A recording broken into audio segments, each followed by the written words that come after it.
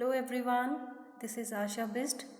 Today I welcome you all in the second part of the first civics chapter of class 8th, the Indian Constitution. Dear students, in the previous part, in the first part, we discussed about our Indian Constitution. We discussed about its some of the key features. Today we'll discuss some other parts of this constitution. Let's begin with today's presentation. Now, separation of powers. As we all know that in India there are three levels of government: central, state and local level.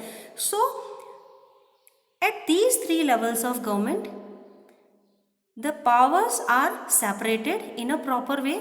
Equal powers are given to these levels of government so that no disputes takes place. There are three organs of government. The legislature refers to elected representatives by the people. So there are three organs of the state. Okay, as we all know that these are the legislature, executive and judiciary. Let's discuss about the legislature. It refers to elect representatives by the people. Here the representatives are selected by the common people through elections. Then the second comes the executive. As the name itself explains its meaning, that the rules and regulations which are made by the government, the legislature, people of this group, the execution organ, it maintains or it implements all these laws or rules and regulations. Is a smaller group of people who are responsible for implementing laws and running the government. So it helps in running the government. How? By implementing laws or rules made by the government. Then the third organ of government is known as the judiciary. Judiciary refers to the system of courts in India. Like there are local courts, okay, you can say like the district courts here, then the high courts in every state, and at the central level we have Supreme Court, the highest court of the country. Each organ mentioned above acts as a check on the other organs of government.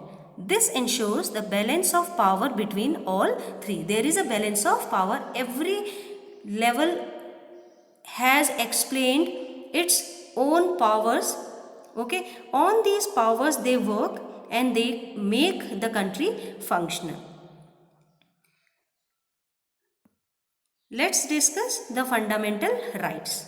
The Constitution guarantees the rights of individuals against the state as well as against other individuals. It also guarantees the rights of minorities against the majority. These fundamental rights are protect ourselves against any condition or situation. Government guarantees the rights to minorities against the majorities.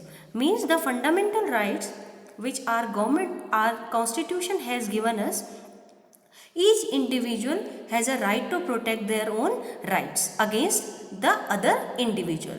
Like we can say in simpler form, as per the Constitution of India, each individual's rights becomes other individual's duty. Means if we will follow our duties properly, then only we will be able to enjoy our rights. Again, there is an example of it like the minority groups. There are minority groups in India.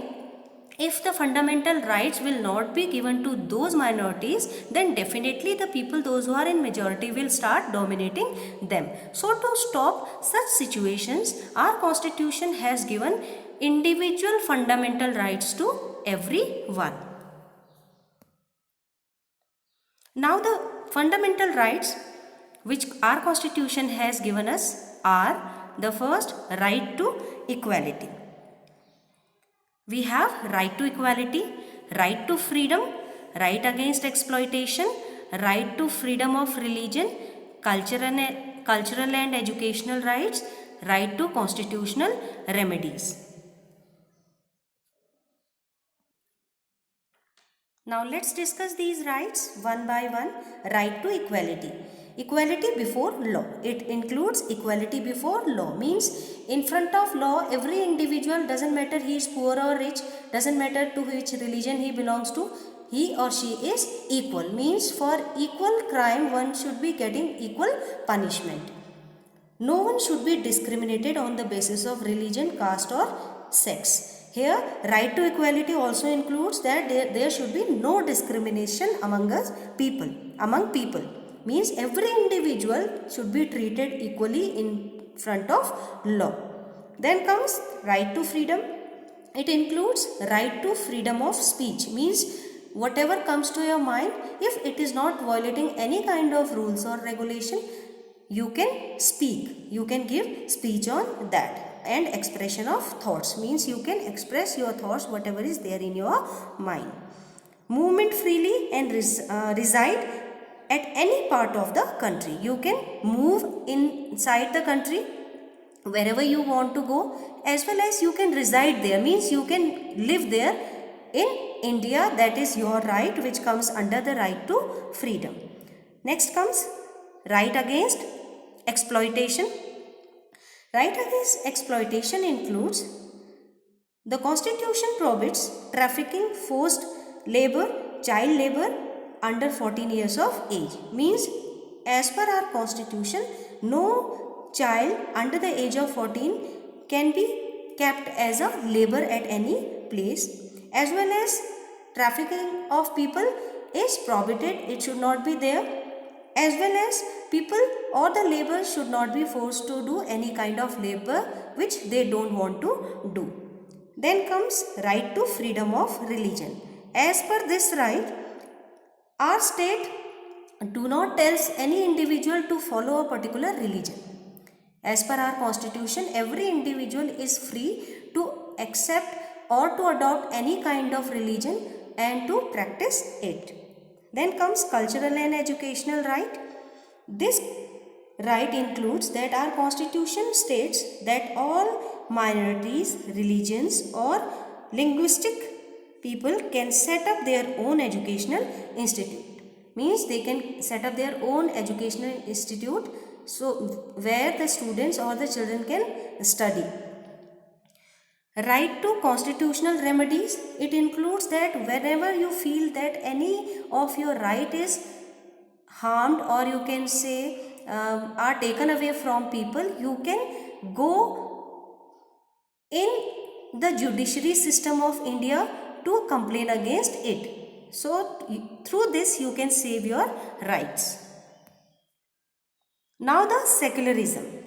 Secularism state is one in which the state does not officially promote any one religion as the state religion. In secularism, state do not have a particular religion of it.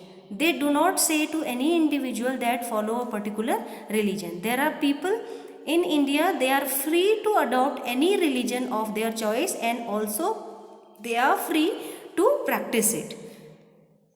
Okay, so every individual in India is free to take any religion of their choice. That's why India is a secular state. Then the directive principles. In Indian Constitution, there are some directive principles also given. This section ensures greater social and economic reform. It serves as a guide to the independent Indian state to institute laws and policies that help reduce the poverty of the masses. These are the directive principles. These principles do not have, people are not forced to follow these directive principles, but these principles tell us how the state should be governed. Okay. So this is all about the chapter. Hope you liked it. Hope you got the concept given here. I'll request you all go through the presentation one more time. Try to comprehend more. Try to create your own notes from this presentation of the chapter. We'll meet soon in the next lectures. Till that time, enjoy learning. Have a nice day.